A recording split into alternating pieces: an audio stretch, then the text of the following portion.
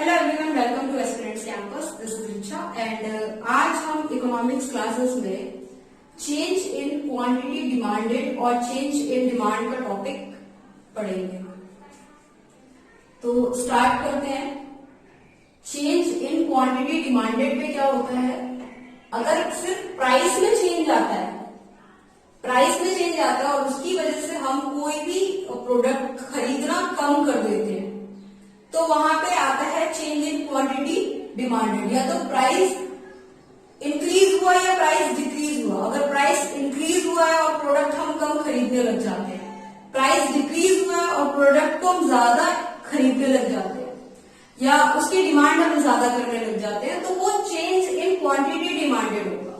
जैसे डिमांड के फर्स्ट वाले वीडियो में हमने, जो अभी इससे प्रीवियस वीडियो है डिमांड का, उसमें हमने क्वांटिटी डिमांडेड और डिमांड में फर्क पढ़ा था कि डिमांड क्या होता है, ऑल ओवर कमोडिटी की बात जब की जाती है, और एक जब इंडिविजुअल कमोडिटी की बात की जाती है तो वो क्वांटिटी डिमांडेड आ जाता है।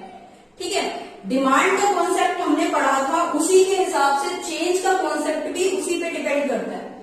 जैसे कि चेंज इन क्वांटिटी डिमांडेड और चेंज इन डिमांड, इन दोनों में क्या डिफरेंस है। चेंज इन क्वांटिटी डिमांडेड तब होगा जब सिर्फ प्राइस में चेंज होगा, सिर्फ एक प्राइस की बात की जाएगी, और क्योंकि सिर्फ एक कमोडिटी के प्राइस का या तो प्राइस इंक्रीज हुआ है या डिक्रीज हुआ है, तो उस कमोडिटी के प्राइस में इंक्रीज और डिक्रीज की वजह से हमारा डिमांड जो है उस कमोडिटी के प्रति चेंज होता है, या तो बढ़ता है या घटता है डिमांड। तो और चेंज इन डिमांड क्या होता है, चेंज इन डिमांड किस बेसिस पे हो सकता है, या तो इनकम हमारी इंक्रीज हुई है या डिक्रीज हुई है, या फिर हमारा टेस्ट चेंज हुआ है, उसकी वजह से किसी भी प्रोडक्ट की डिमांड या तो बढ़ रही है या घट रही है, या फिर दूसरे गुड्स के जो प्राइस हैं, हमने अलग अलग तरह के गुड्स के बारे में पढ़ा था, जैसे कि जो सब्स्टिट्यूट गुड्स होते हैं या फिर उन गुड्स के बदले में कोई दूसरा गुड्स यूज किया जाता है, तो एक दो गुड्स जो है एक दूसरे पे निर्भर होता है। मार्कर और इंक का हमने एक एग्जांपल लिया था, तो सेम वही बात यहाँ पे आ जाती है कि दूसरे गुड्स के प्राइस में अगर चेंज हुआ है, टेस्ट में चेंज हुआ है, या फिर इनकम में चेंज हुआ है, उस बेसिस पे हमारा डिमांड भी चेंज होता है, तो वो हो गया चेंज इन डिमांड। ठीक है, आई होप आपको ये दोनों में डिफरेंस क्लियर हो गया होगा, चेंज इन डिमांड और चेंज इन क्वांटिटी डिमांड। उसके बाद अब बात आती है एक्सटेंशन और कॉन्ट्रैक्शन और इन डिमांड। एक्सटेंशन और कॉन्ट्रैक्शन क्या होता है, एक्सटेंशन ये हो गया, एक तो इंक्रीज इन डिमांड हो गया और एक होता है decrease in demand. Decrease in demand यानी कि डिमांड बढ़ेगा या घटेगा, ये इंक्रीज और डिक्रीज हो गया। और एक आता है एक्सटेंशन। एक्सटेंशन का मतलब क्या होता है, फैलना। और कॉन्ट्रैक्शन, कॉन्ट्रैक्शन का मतलब होगा सिकुड़ना, इसका अपोजिट। एक्सटेंशन और कॉन्ट्रैक्शन और इंक्रीज और डिक्रीज, इनमें क्या फर्क है डिमांड के, ये जो टॉपिक्स हैं इनमें क्या फर्क है। एक्सटेंशन ऑफ डिमांड, इसमें क्या हो गया, एक्सटेंशन तब होगा कि जब उसका प्राइस जो होगा वो डिक्रीज हो जाएगा, तो हम वो वस्तु ज्यादा खरीद लेंगे, उस वस्तु की मात्रा को ज्यादा खरीद लेंगे, तो वो हो गया एक्सटेंशन इन डिमांड।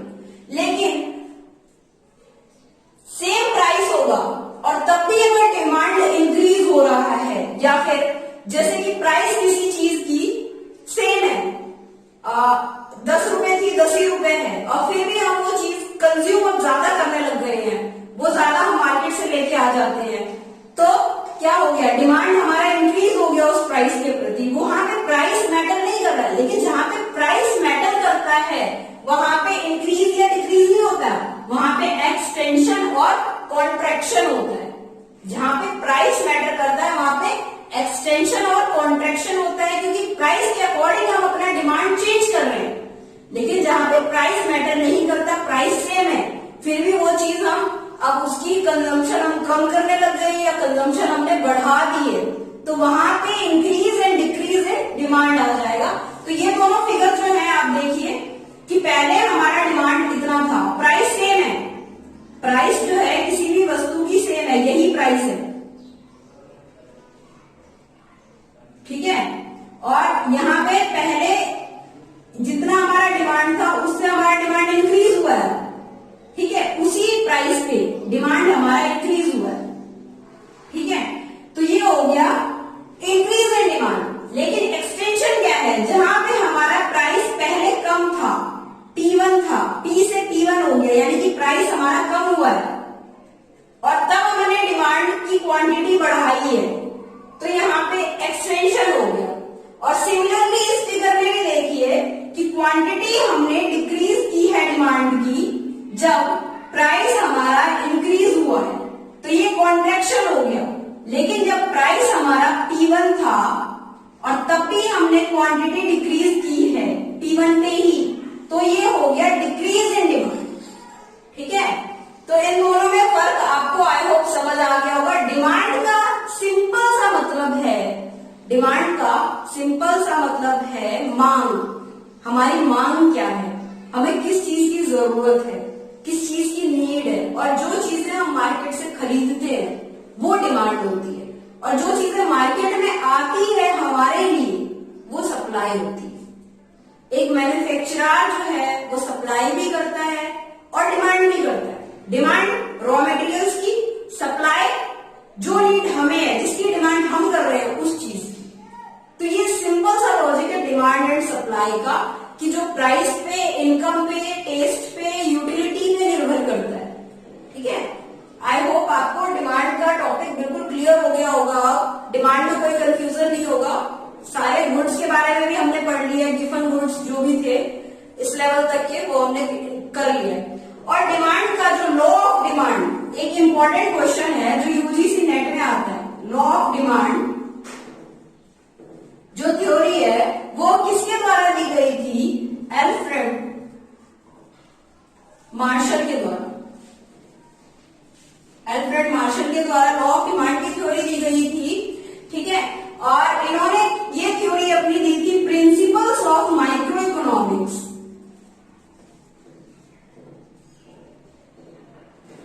और माइक्रो इकोनॉमिक्स की बुक जो इन्होंने लिखी थी,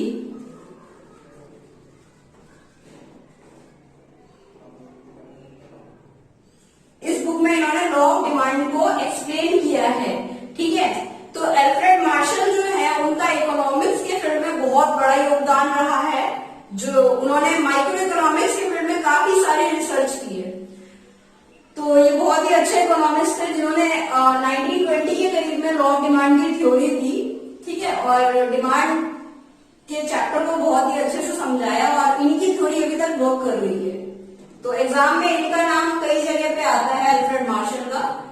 और आपको ये चेंज इन डिमांड और change in quantity demanded, extension and contraction, increase and decrease in demand, ये चार जो चीजें थी वो हमने इस वीडियो में कंप्लीट कर ली है। नेक्स्ट वीडियो जो हमारी होगी वो डिमांड के बाद सप्लाई आता है, तो सप्लाई पे होगी, ठीक है। आज के लिए बस इतना ही। Thank you so much.